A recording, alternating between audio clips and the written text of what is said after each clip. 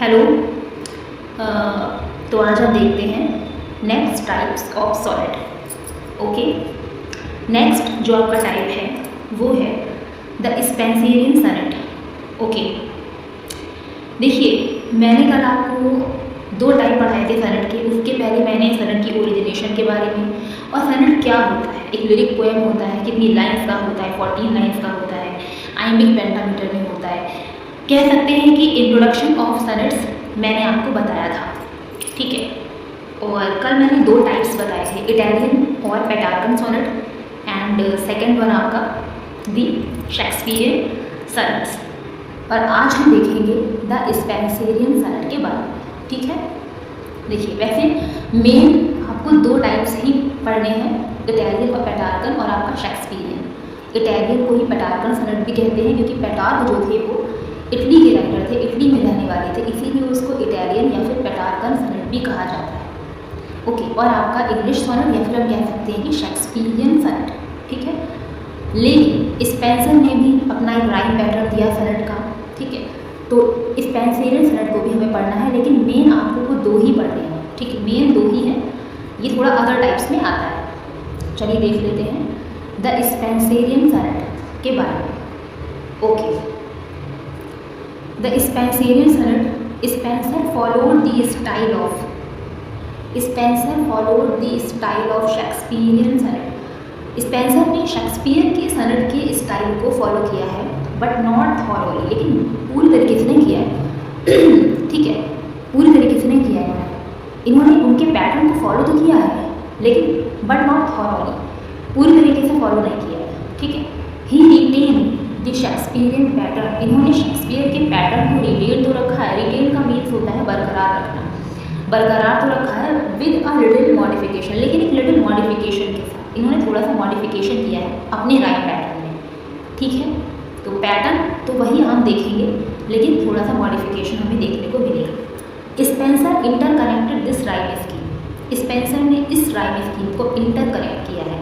इनकी rhyme scheme को देख लेते हैं। इनकी राइम स्कीम क्या है? A B A B, B C B C, C D and E E, ठीक है। अगर आपको याद आ रहा होगा तो ये मिलती जुलती राइम स्कीम है शेक्सपियर की, ठीक है। कल मैंने बताया था शेक्सपियर की जो राइम स्कीम है वो क्या है? ए बी ए बी, ठीक है, C D, E F and आपका जी, यही है ना, A B, C D, E F G. तो इसमें ये आपका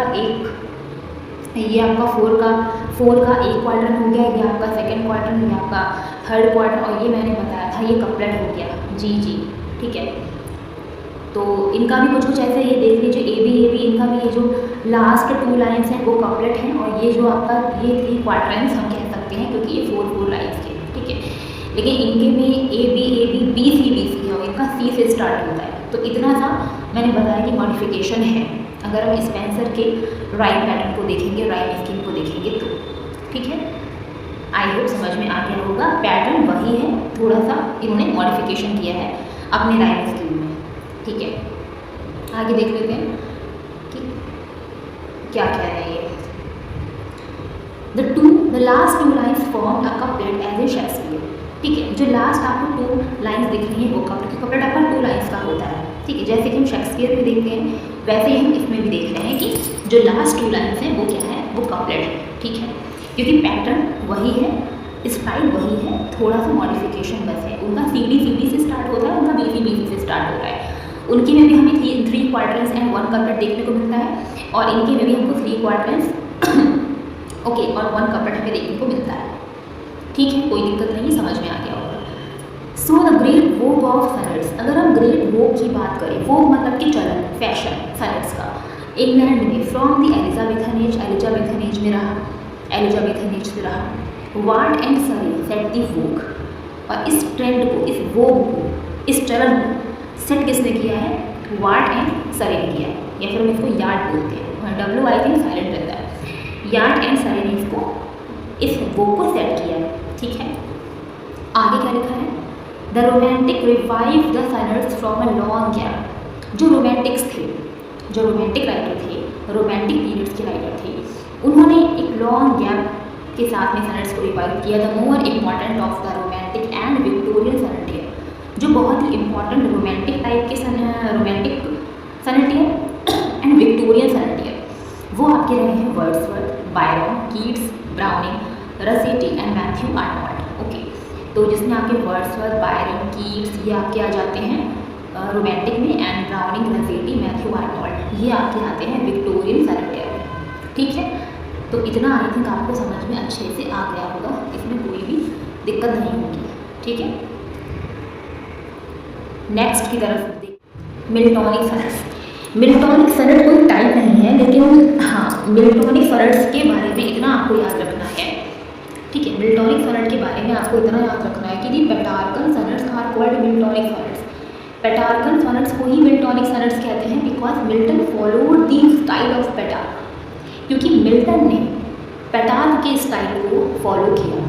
ठीक है, शेक्सपियर ने फॉलो नहीं किया, शेक्सपियर ने अपनी राइम स्कीम दी है। ओके, स्पेंसर ने भी शेक्सपियर को फॉलो नहीं किया, पेटार्क को भी फॉलो नहीं किया, शेक्सपियर के भी स्टाइल को, पैटर्न को इन्होंने फॉलो किया है बट मॉडिफिकेशंस के साथ। लेकिन जो हमारे मिल्टन थे, ठीक है, इन्होंने पेटार्क को एकदम फॉलो किया है, कोई चेंज नहीं है। ठीक है, इसीलिए जो आपके इटालियन सनेट्स हैं, ये पेटार्कन सनेट्स हैं, उसको ही मिल्टॉनिक सनेट्स कहा जाता है। Okay, yes, Milton wrote only 24 sonnets in all. Milton ने जो नंबर ऑफ सनेट्स हैं टोटल इनके वो 24 लिखे हैं, but they are so superb, लेकिन एकदम सुपर्ब है वो। And after Shakespeare Milton is recognised as the greatest sonneteer in English.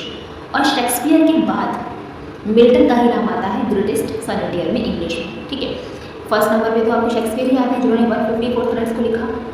ठीक है, इसके बाद 24 सनेट्स को लिखा है मिल्टन ने, और शेक्सपियर के बाद मिल्टन ही आते हैं जो ग्रेटेस्ट सनेटियर हैं इंग्लिश में। आई थिंक समझ में आ गया होगा। तो ये आपके टाइप्स थे, ठीक है, सनेट के, जो मैंने आपको बता दिए हैं। अब नेक्स्ट मैं आपको इम्पॉर्टेंट सनेट्स एंड उनके राइटर्स बताऊंगी। ठीक है, ईयर बताऊंगी पब्लिकेशन का, वो मैं आपको एक लिस्ट करवा दूंगी उसकी। ठीक है, आज के लिए इतना ही। वीडियो को लाइक कीजिएगा, चैनल को सब्सक्राइब करिएगा और शेयर कीजिएगा। Thank you.